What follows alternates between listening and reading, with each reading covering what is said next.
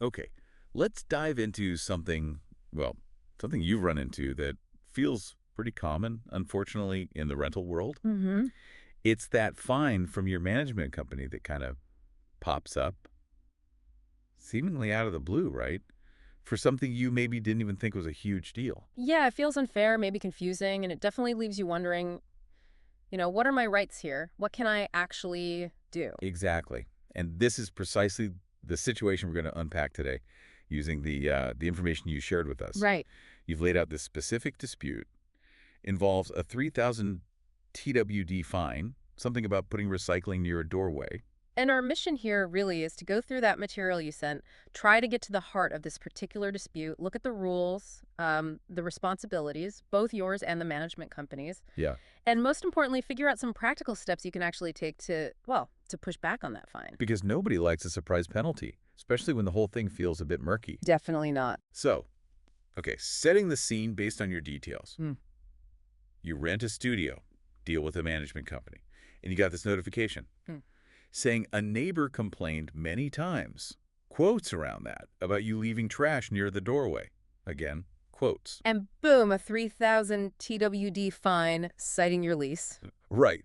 But what jumps out straight away from your account is the confusion.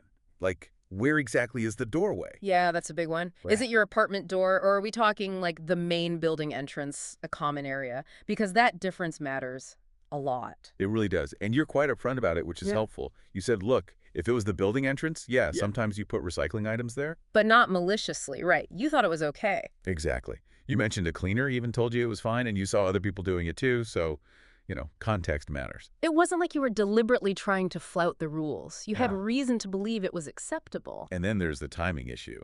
They waited until many times before saying anything. Hmm. Uh-huh. Not after the first complaint. Or the second. Just letting it build up. That feels, well, a bit off, doesn't It it? feels unreasonable, yeah. And finally, the fine itself, 3,000 TWD. Is that even fair for this kind of thing, especially with no warning? So, boiling it down from your info, the big sticking points we need to look at are, one, where exactly was this happening? Right. Two was putting recycling there, wherever there is, actually against the rules, especially if it's a common space. 3, did the management company handle this right? Waiting so long, then just fining you. Mm-hmm. And four, is that fine clause in the lease? And how they applied it right now, is that actually valid and, reasonable? Okay, well, let's get some context here based on what you told us about the management company. The material suggests they're likely operating under specific laws, right? They're not just some random landlord. Exactly. They're probably what's called a rental housing service enterprise. It sounds fancy, but it means they're regulated. They should have qualified people handling these things. It implies a certain standard, Okay, so they're supposed to know what they're doing. pretty much. And your lease. Probably a standardized contract for residential leases. This is super important because unless you're subletting, you're likely protected by Taiwan's Consumer Protection Act. Ah, so consumer protection kicks in. How does that help here? Well, it gives you some real leverage. Huh. Because they're a business and you're the consumer, the law offers safeguards. Like your sources mentioned, they should have given you a review period for the contract. A review period. Yeah, at least 30 days typically, just to look it over before signing. Did you get that? Worth checking. 30 days just to read the lease. Wow, okay. It's a significant protection. And remember your confusion about the doorway. Here's another potentially powerful point from your sources. Okay. The law often says if a clause in a standard contract like this is unclear or ambiguous, Yeah. it must be interpreted in the way that is most favorable to the tenant. Whoa, really? Yeah. So if doorway could mean my door or are the main entrance, they have to lean towards the meaning that helps me. Potentially, yes. It depends on the exact wording, but that's the principle. You can definitely raise that ambiguity. Okay, that's huge. And there's one more layer. If any part of your specific lease is less favorable to you than what's in the government's standard template lease, the official baseline for fairness, Yeah. then that clause in your contract might be considered unfair. It might not even be valid. So getting a copy of that government template and comparing it line by line to my lease, that's like homework I should definitely do. Absolutely. It's your benchmark for what's considered fair and standard. Gives you real ammunition. Got it. Okay, with that legal stuff in mind, let's circle back to the specifics. Issue 1. Location and rules. My door versus common area. Right. And that difference is critical because, most standard leases and building rules, they often have specific regulations. Usually say you can't just leave your stuff, trash or otherwise, in common hallways or entrances. Right. Keep common areas clear. And management companies, their job includes enforcing those rules. So whether putting recycling there was okay depends entirely on the precise wording in your lease and any specific building rules you were actually told about. Not just like general assumptions. Needs to be written down somewhere. Exactly. Now let's talk about how the management company handled this. The notification part, or rather the lack of timely notification. Yeah, the many times thing. That feels like where they might have messed up procedurally. Your information strongly suggests that. I mean, a basic principle when there's a breach of contract, like maybe leaving recycling where it shouldn't be, Huh. is that the landlord or management usually has to tell you first, formally notify you, and crucially give you a reasonable period to fix the problem. Before they jump to penalties like fines. Exactly. They can't just, secretly collect complaints in a little black book and then spring a fine on you. That's what it feels like happened here. And that's the argument your sources support. By getting multiple complaints but waiting to tell you, waiting to give you a chance to correct it, they might have violated that whole principle of timely notification and, well, opportunity to correct. So it undermines their right to fine me later. It could, yeah. Their role includes managing disputes, coordinating things. That suggests they should have talked to you much sooner, clarify the rule, ask you to stop, not just wait and penalize. Right. Their job is also management, not just punishment after the fact. Precisely. Proactive communication.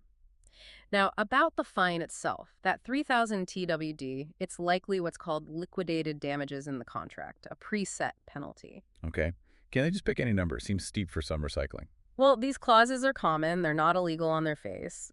But, and this is important, the courts in Taiwan can actually reduce the amount if they think it's excessive. Ah, so there's a reasonableness check. Yes.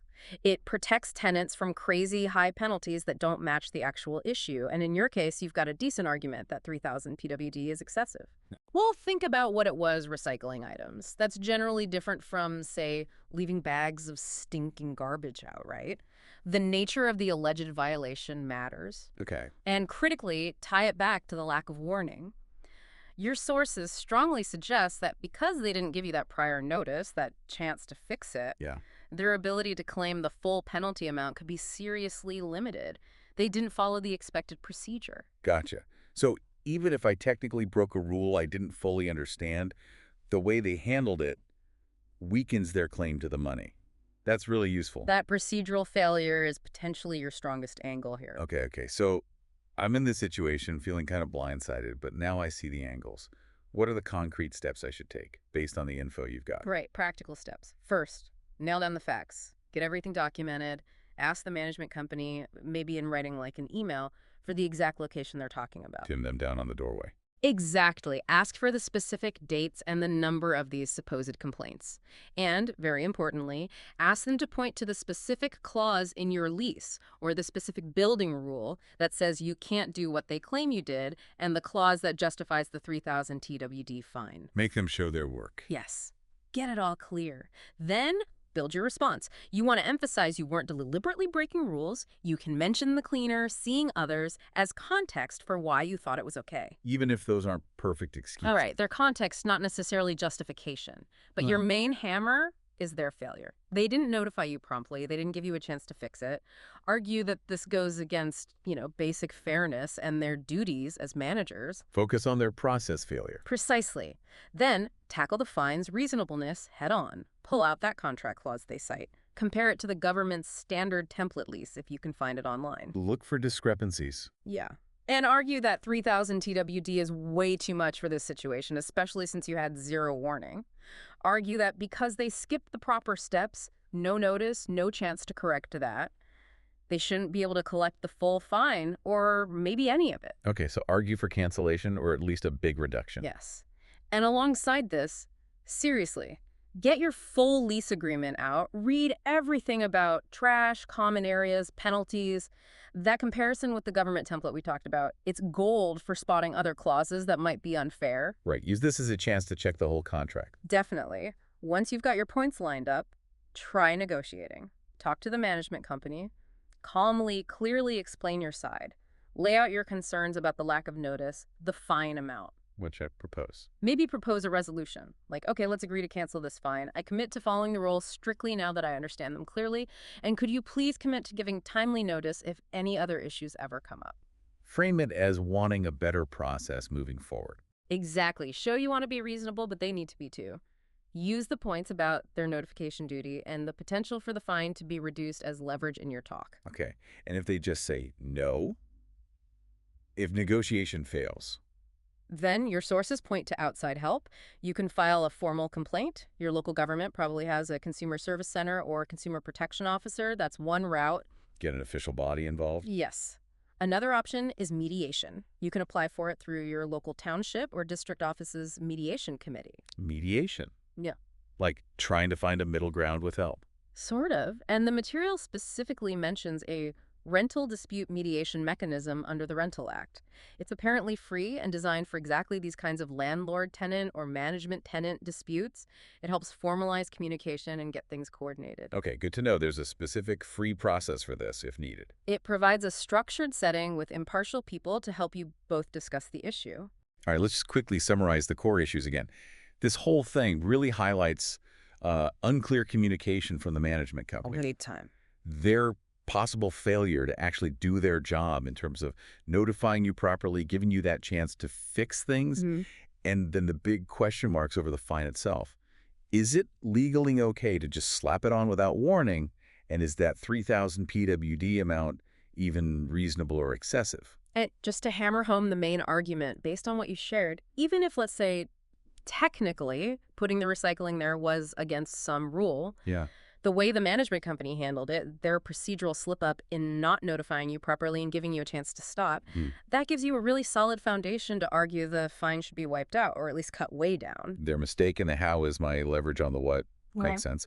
And just a practical reminder, keep records of everything. Oh, absolutely. All communication, emails, messages, any letters, save them. And if you happen to have any photos related to the recycling, maybe showing it wasn't a huge mess, keep those too. Documentation is your friend here. Always. You know, this whole situation really makes you think, doesn't it? How important clear communication and understanding the process is in these rental deals. It's not just about the rules written down. Totally. When how things are supposed to be handled gets messy or ignored by one side, even something small like where recycling goes for a bit can just blow up into this frustrating fight. It really does. And it leads to a pretty interesting final thought, doesn't it? What other things might be buried in standard contracts that really depend on procedures being followed correctly by the people in charge? Right. And what happens when those procedures, those steps, are just skipped or fumbled? It's Yeah. something worth thinking about anytime you're looking at the fine print, really.